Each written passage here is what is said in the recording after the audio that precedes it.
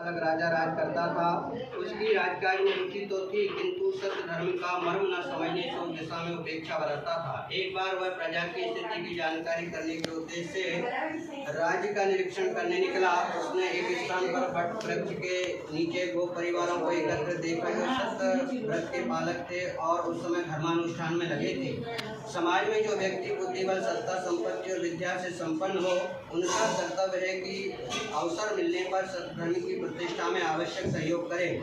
सत्य कार्य में बुद्धि से, श्रम द्वारा अथवा धन के माध्यम से सहयोग करना पुण्य कार्य है जो अवश्य किया जाना चाहिए।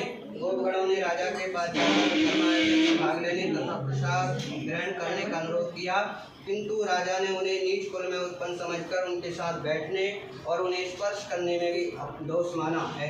इसलिए अहंकार के वशीभूत राजा गोपगणों का आग्रह ठुकराकर धर्मायोजन की उपेक्षा करके अपने निवास स्थान को लौट गया। जो व्यक्ति सत्य को छोड़कर सत्य के मार्ग पर चलता है उसे भगवान श्री सत्यनारायण के कोप का सामना करना पड़ता है। राजा के द्वारा सत्य कर्तव्यों की अवहेलना के कारण राज परिवार और राज कर्मचारी भी उससे विमुख हो गए।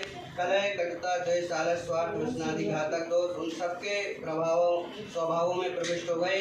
भगवान श्री सत्यनारायण की अवज्ञा के फलस्वरूप सारी व्यवस्थाएं बिगड़ गई तथा राजा का धन सम्मान लुप्त हो गया। इस प्रकार विपत्ति आने पर राजा ने विचार किया कि उसे अपने अहंकार तथा कर्तव्य विमुख होने का ध्यान आया।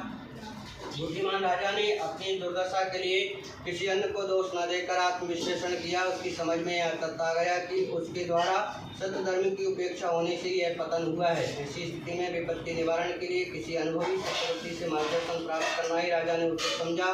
राजा को गोपगणों की याद आई। अपने द्वारा उनकी उपेक्षा किए जाने का पश्चाताप करने राजा उनके पास स्वयं गया। राजा ने कहा, हे गोपगणों, मैं सत्य धर्म से गिर जाने के कारण दुख में फंस गया हूँ और आप लोगों के पास मार्गदर्शन की आशा से आया हूँ।